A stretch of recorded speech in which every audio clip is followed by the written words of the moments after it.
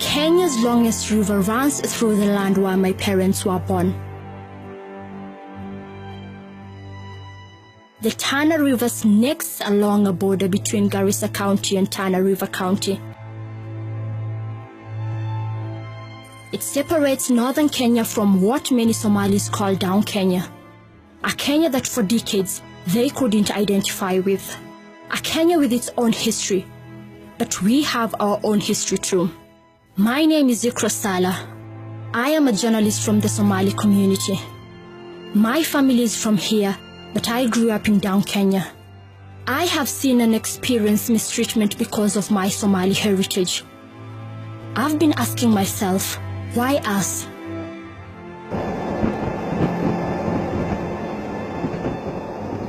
That's why I'm going back to Garissa County, hoping to reconnect with my extended family and find out what set the tone for why we have always been treated differently than other Kenyans. That's led me to a part of our own history that's slowly being forgotten.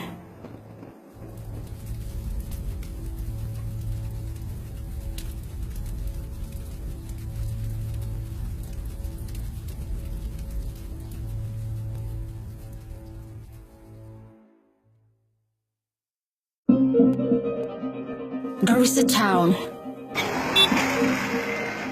The capital of Garissa Town is a town on the rise. It's sprawling and busy. Not quite what I had remembered when I would visit as a young girl. The rush hour is like many others in the country. That's hard to imagine, considering that 10 years ago, Garissa County didn't have more than 3 tarmac roads. Things have changed.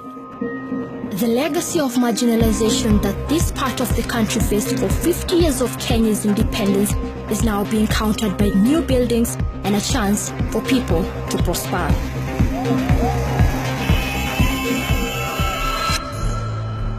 But the treatment of the Kenyan Somalis, chiefly by the Kenyan police and armed forces, hasn't changed all that much. This footage was shot in April 2014. The police were out in force on the streets of Nairobi in an operation to allegedly weed out Somali refugees. What came of this was days of harassment and arrests, and the treatment of people based on identity that the old and the people my age can identify with. One such person is Isaac Mohammed, a taxi operator in Garissa Town. He has also suffered violence in the hands of the police many times, but he will never forget one such incident in November 2011. Tulipigwa hata kwa na ID ama usikue na ID, hata kwa nyumba ama kwa nje. Walinilaisha kwa mtaro maji. Nilipigwa hata ndio kichwa yangu kutoka siku hiyo. Sisikia hata mzuri kwa kichwa hii. Unknown to Mohammed, the police were reacting to twin grenade attacks in Garissa, which left 3 people dead and injured over 20 others. The events of that day still haunt him. Tunatakanga kama mtu alikufa aliwawa, maserikali waangalie. Naona? Lakini sio ati mtu ambaye ako kwa nyumba inapigwa, mtu ambaye ako kwa kazi yake inapigwa, kuchomwa duka, kuporwa duka mali ya mtu, hiyo sio mzuri. Hiyo kitu ambaye anaweka watu chuki sana. Mohammed says he holds no grudge or resentment towards the police despite what they did to him. Sasa sina shida na mtu yoyote na serikali wala watu yoyote. Because nagangana tu na posha watoto yangu. Mohammed does live in fear of the police though, and the nature of his work makes it impossible for him to avoid the police. Hata kutembea na tuktuk, hawezi kujua askari gani ndio kwa barabara. Hata ukikuta AB anakuuliza license, anakimbia kwa insurance. During my stay here, I witnessed multiple scenes of what looks like harassment by the police. Traffic stops like this one, turning into minutes of degrading abuse. Seeing such scenes in my home county saddens me. If this can happen in broad daylight, I wonder what happens at night. But the nights here have also been dangerous for people outside my community.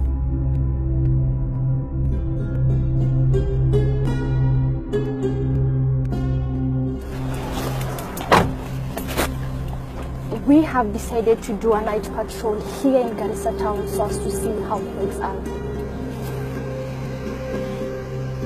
Violence which has boomeranged back to us in days of collective punishments. A violent series of events started just like this on the night of 9th November 1918.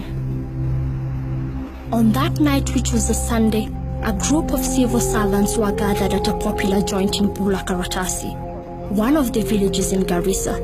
The place was favorite to many government workers. At around 8:30 p.m., everything changed. Without warning, a group of armed bandits raided the bar and opened fire. Those who could run, ran, but others were killed where they stood. By the time the raid ended, 5 people lay dead. They were identified as Devo Pio, a personnel officer in the office of the Provincial Commissioner in Garissa, Gerald Monzia, an employee of the Ministry of Works, Paul Langat, a game warden, Frederick Haule Bondokufa, a graduate teacher at Garissa Secondary School, and Osman Salale, a Kenyan Somali. The Standard newspaper of November 11th, 1980 reported that the bandits then set several houses on fire near the scene of the shooting. They were led by Abdi Mudhuwe, a man the Standard called a notorious shifter leader. I knew him because he was married to my cousin. He was married to my third cousin. A nice, very simple, affable guy who was in Garissa, but he was a poacher. Story has it that they crushed his manhood, and he said, I have nothing to live for, and I'll keep on seeking my revenge until I die. He had no mission other than to exact revenge for the torture that was visited upon him. The government's response was swift.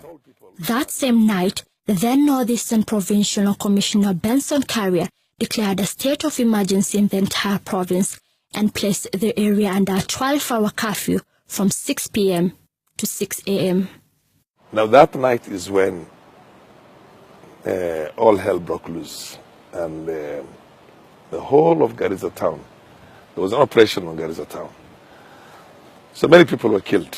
They were killing, soldiers were shooting anything in sight. They took the whole of the town and brought them to the Garissa primary school grounds. Every Somali, civil servant or no civil servant, politician, businessman, all of them headed into those grounds.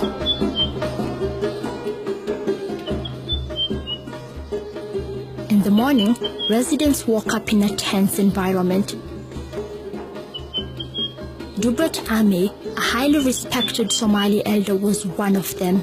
He is the current chair of the Kenya Livestock Marketing Council. He was in his late 30s at the time. In the morning, there were military Land Rovers with loudspeakers. They said everybody should come to Garissa Primary School. I remember when I walked from where I slept, which is not very far from the Garissa Primary, I actually developed fear.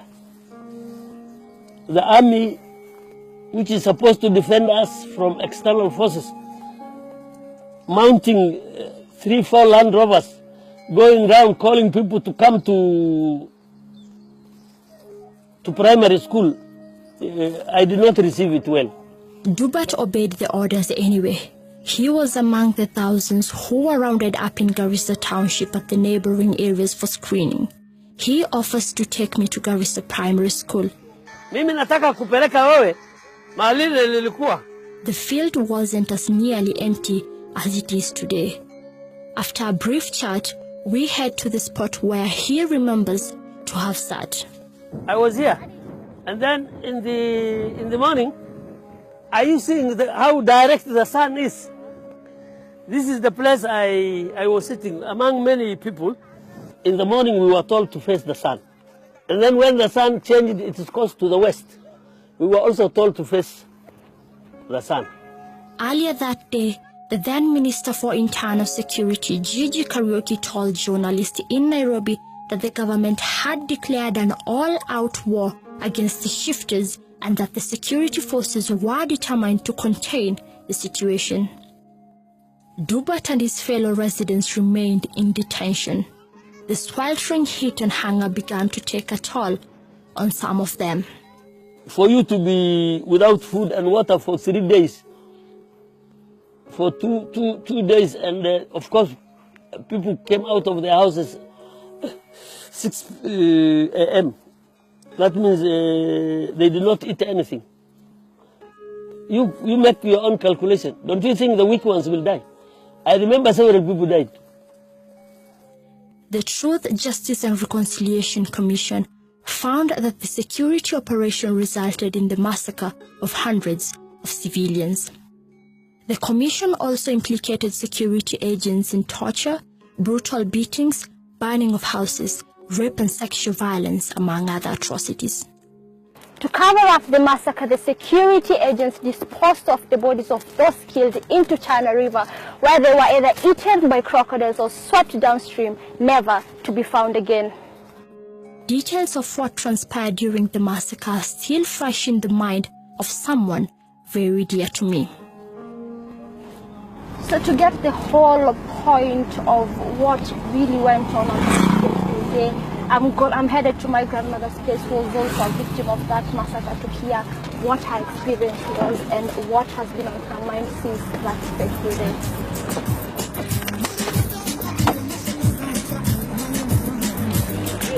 My maternal grandmother lives in the outskirts of Garrisa town. I'm excited to be seeing her again after a long time. She's rather shy, and I wonder how that will impact our camera interview. Her home is about a 20-minute drive from the central business district. It doesn't take us long to get there.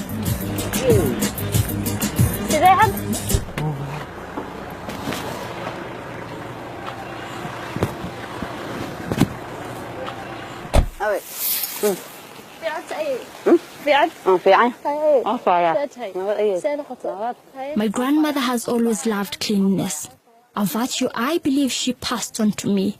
She is with her neighbor and best friend. We settle down after a short while. I ask her what she remembers on the day military rounded up residents at Garrisa Primary School. بس قبل ما أنا لك حيو أنا قبل نافذة هو إذا يبرد الله هذا الشيء قبل أسمع رتين هوست على النافذة وقمت الجوان كعمها الجوان وأنا لك حيو مركز كمان جدا أنا لك مني ولا جوجا ده يا جوجا ده قلقت لا هي أضل ماشي مركز ده قلقت دمان هاي قاعدي أون المه وحلا هلا كسلاي العان تحمل ده ماشي أكون أشياء قبلها ماشي الوقوف صدق. Grandmother was lucky. She did not experience any sexual violence, something she still thanks God for to date. She recounts to me what happened at the popular bar in Bulla Karadasi. The bar was owned by a woman called Wanjiru Kibobo.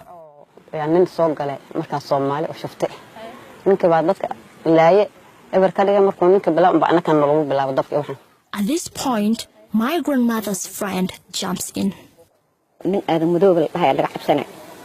ولده مقارنة سوق الجلع وبركان أو جميع هو الحاجات بس ما يشاء لو كل كحف رصاص تأتي هو كل كان جون هذا اللي وضع سعملهاس يا مركان حبض بالعنت يجريه اللي جبال وان عررني وحنقلنا مساجد كوركي سانقلنا. They spent the night at the mosque and only came out when they were ordered to go to Garrisa Primary School. Little did they know that they wouldn't return home that day. ماشي هذا هبين بلون بريء صلاة دمان دتك ولا قدرين مثلا لبس هذا دتك القوم عندنا مثلا كسر بحنا حيرادي كافي وانا لصار إلى عصر واحد بنان تاج المقرب بقولي هالوحرون ورمي سال قلتك كذا واحد بحي كرماله شو هذا هالوك هذا يبافك. This sprawling suburb is where Bulla Karadasi used to be. Bulla means village in Somali, while Karatasi is a Swahili word of Arabic origin, meaning a sheet or a piece of paper.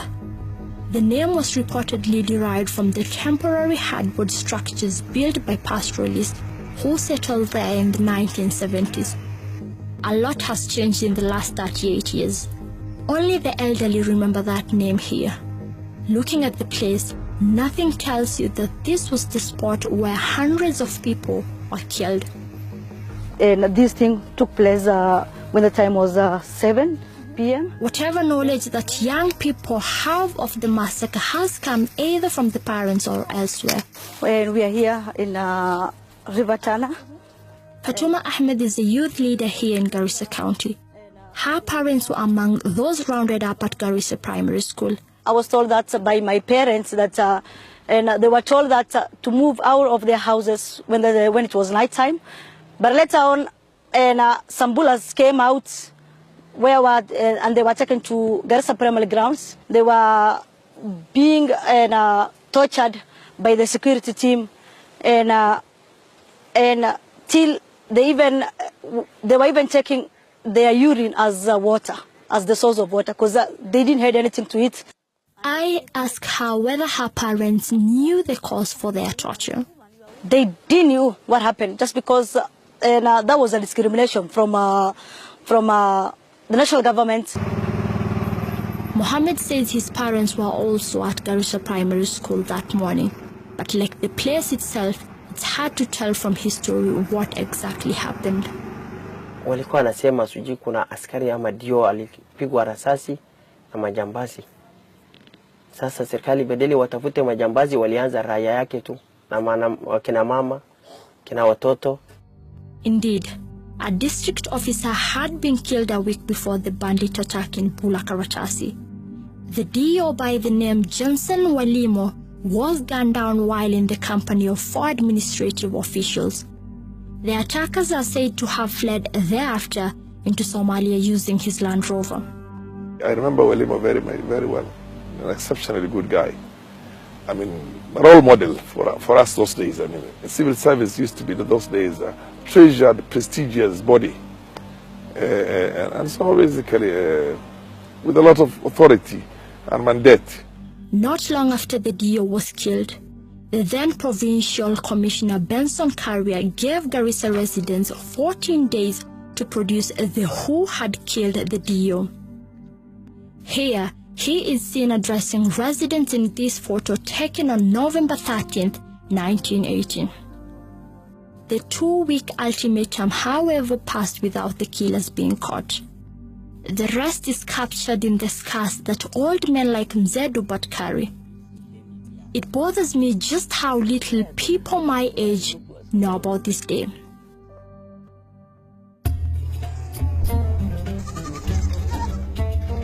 In my quest to find out how much young people know about the Bulla Karadasi massacre, I decide to visit the Garissa Public Library. This is where the Truth, Justice and Reconciliation Commission conducted its public hearings. It's around 5 p.m. and the basketball session is going on. Here, I meet Abdi Dakane, the team captain. So, have you had any massacre in this place? Massacre? Yeah, there are some killing of people. Yeah, all of. Which kind of massacre did you hear? About the Wagala, the Wajia. Yeah, and did you hear of any in Garissa?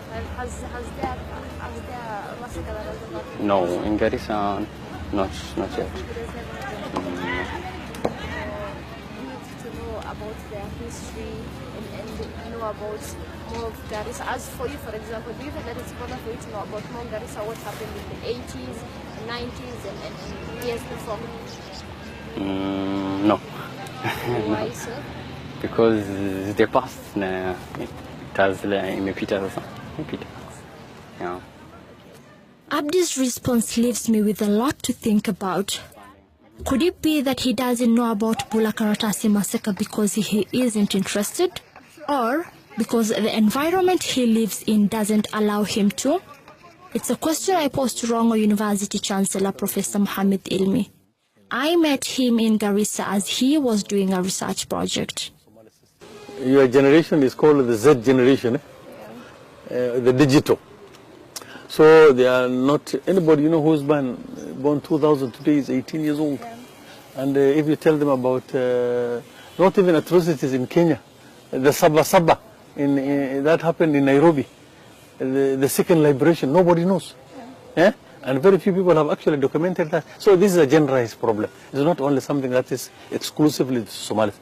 The new generation is not concerned because they don't talk to anybody. They talk to themselves. If you when you're at home, do you talk to your mother, or you're most of the time on the Facebook,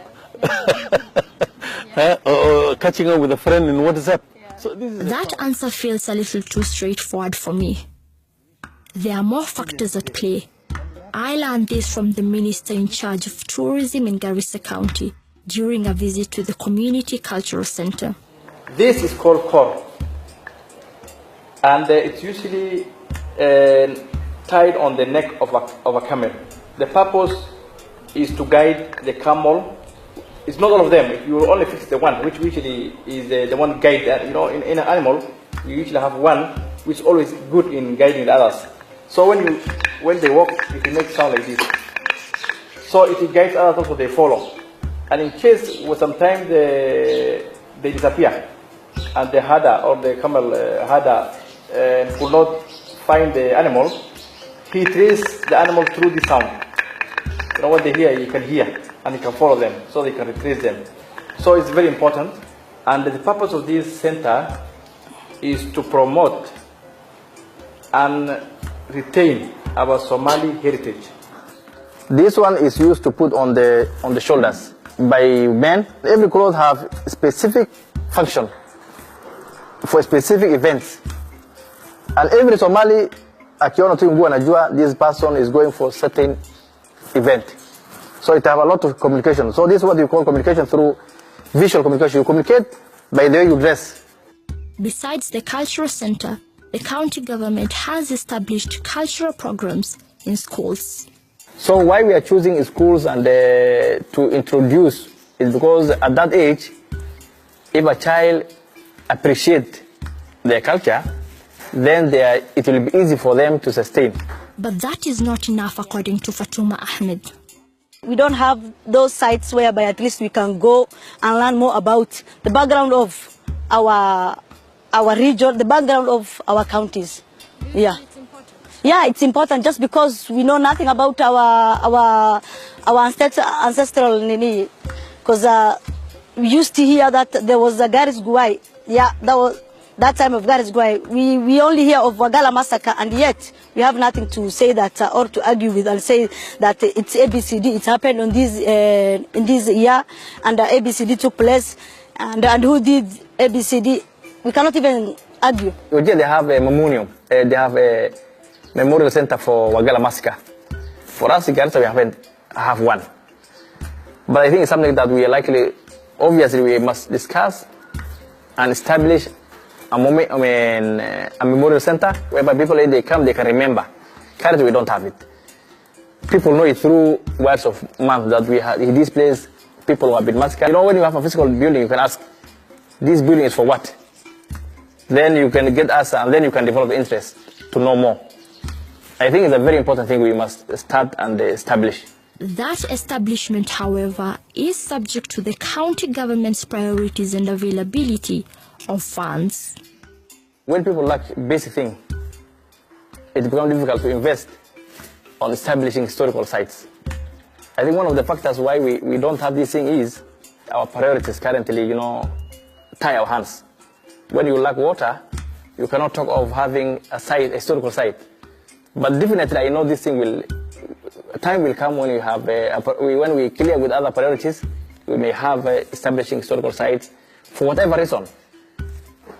But the important is that everybody should know the history. But lack of historical sites isn't the only hurdle facing young people in Garissa County. Official documents of the region's history are largely non-existent. Professor Mohammed Ilmi partly blames it on illiteracy. This area has a historical marginalization. So the level of education, illiteracy level here is about 70–80%. So if you have 80% people illiterate, who's going to write? The only people who can write that history are the Somalis themselves, academics from the Somali community. But even if the academics did write, there would still be another challenge. You see, even publishing a book is not an easy thing. It costs a lot of money. I've written a book myself, but this book is still up to today with the publisher because of cost. Today, I can write a lot of things, yes, but do I look for school fees of my children or I write down something? Yeah, it's not easy. Yes, but if somebody comes and says, "Okay, Prof, come, we'll pay all that you, and then we'll take care of you," I can write a lot of things. There are people who can write. But you see, will you fend for your children or you write history? Which is easier? Ilmi is doubtful, but it is possible. Salah Abdishek is an accountant by profession. His book, Blood on the Runway, gives a detailed account on the Wagala massacre of 1984. I ask Salah why the Bulla Karadasi massacre is not as widely known as the Wagala massacre. There were two things. During the time of Wagala, there were a group that took it upon themselves to actually bring this story to the world. And there was some sort of media focus. Not local media. Local media reported both incidents, very widely.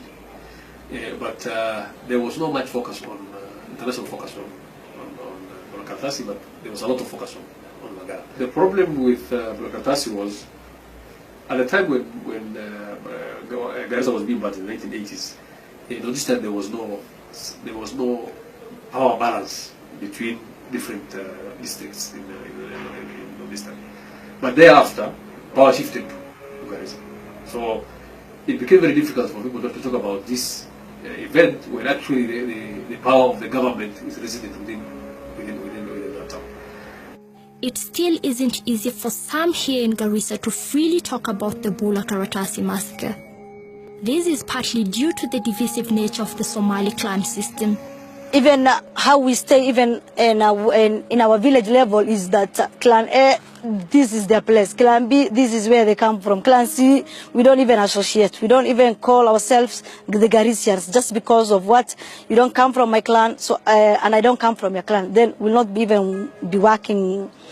Our relationship will not be even good. Clanism, sub-clanism, sub-sub-clanism, and it never stops. It's always ongoing until you get the two households of a single matriarch. So it's some of the problems that we pray to God, and we are hoping that future generations will find a way to deal with that and demystify it and basically use it for its own positive attributes and not the negative ones.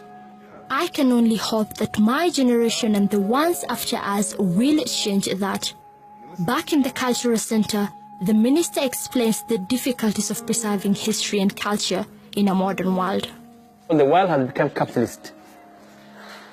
The parent can no longer now sit with their children to explain, and just the way our parents used to do.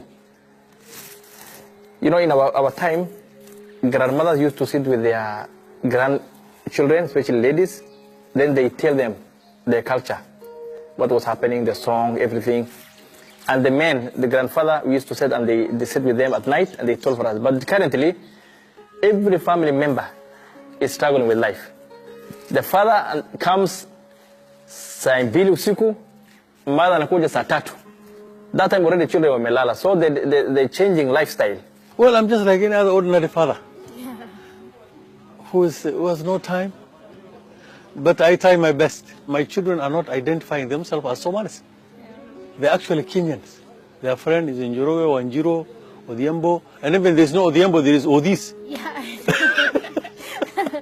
I know. It's the same issue with me. I didn't used to recognize myself as a Somali because I grew up there and stuff like that. But times, you face hurdles and it hits you that as much as you're saying you're Kenyan, you're still a Somali. Yes. When getting an ID, when getting a passport, you go through a lot of vetting and through a lot of processes that are not even necessary. Even if you've come, for me, for example, when I was getting my when I was getting my passport, I had to, go through a process of interviews and stuff. And Yes. is This it necessary? It is not necessary, and that's why I'm saying there's massive discrimination. Professor Ilmi believes young people can use technology to their advantage and successfully record their history. And we have new technology. People who are interested, like you, who are a journalist, can be able, like you're doing this. This is a wonderful job. Yeah? From your phone, you can talk to your grandmother. If you speak Somali, that is. You speak Somali. Yeah? My children are just like you, but some of them can't even speak Somali. So you go to your grandmother, talk to her, tell me how it was in the old days.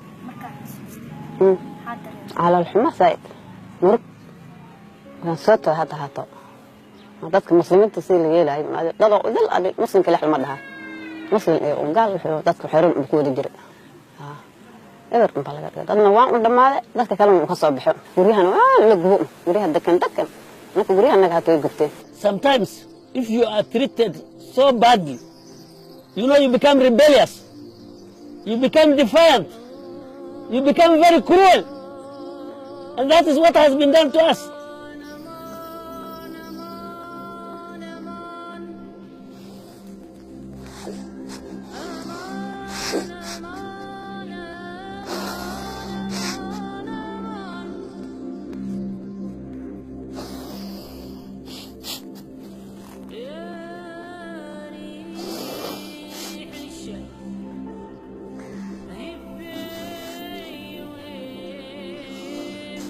solkaariya nin dheh dadka gubay tan solkaariya ayaa la dhahay nin gududan waxa tan ka soo duqay. Karia was the then Northeastern Provincial Commissioner. I called him to seek his response to his alleged role in the massacre. Hello, can you hear me? My name naitwa Ikrasala. There's a story I'm doing on Garissa massacre. Na nimeongea na watu kutoka Garissa and wameshinda wakitaja jina yako and they were saying that you were involved in the massacre in 1980. Who is also the president? You were the PC, right? If you are anything, okay. Any questions concerning provincial administration, contact permanent secretary. Our experience as a people over time, however, is also laced with moments of pain and suffering. We started our existence as a nation seeking to establish our sovereignty and territorial integrity. In the course of this struggle, lives have been lost and property was destroyed and civilians have suffered. To this day as a nation, we are still plagued by painful memories of unresolved murders, the existence of torture chambers and detentions without trial, events such as the Wagala tragedy, and violence against the proponents of expanding our democratic space. And all actions that have at times failed to recognize the civil and human rights of Kenya's citizens. These have shaken the nation, excluded some Kenyans from the full promise of citizenship, and fractured our national fabric. That apology must go with something else. Apology is just, I'm sorry, it's not enough. Is this position, I think it's a policy position where they don't like to acknowledge the errors of the past. The president the other day said he gave a half-hearted apology. He said there will be a compensation, but nothing has come out so far. It requires a community position, not an individual position. Someone like me who writes about it or makes noise about it or some activists who talk about it is not going to solve this problem. This problem must be solved by the community itself. And the community has to say enough is enough. We need to address for all those injustices that happen to us since independence. If you read the TGRC report, that report is detailed and it has a lot of information which is not in the public debate. I'm worried that the apology that those I have spoken to hope for will be made to people who don't even know what happened. Mr. Dubat is struggling with another question. Can he forgive what happened? In Islam, forgiveness is one important thing. In our religion, we say if we don't forgive one another on the earth, God will never forgive us. If we don't feel mercy for one another on the earth, God will never feel mercy for us. In Islam, there is a lot of provision for forgiveness. In fact, those who forgive, we say those who forgive the offenders, God will forgive them. But this one, I don't know whether, you know, when you forgive somebody, if you have my 5 shilling debt and you are unable to pay, you say, Mzee, I'm unable to pay your debt. Can you forgive me? And then I forgive you. You know, forgiveness comes after admission. The Maomas were compensated the other day by the British. Despite the... So I think physical compensation is good. At the same time, there must be communal compensation. That can be done, you know, hand in hand. If you have lost your father, then it's only fair that you're compensated. Better schools, money as compensation.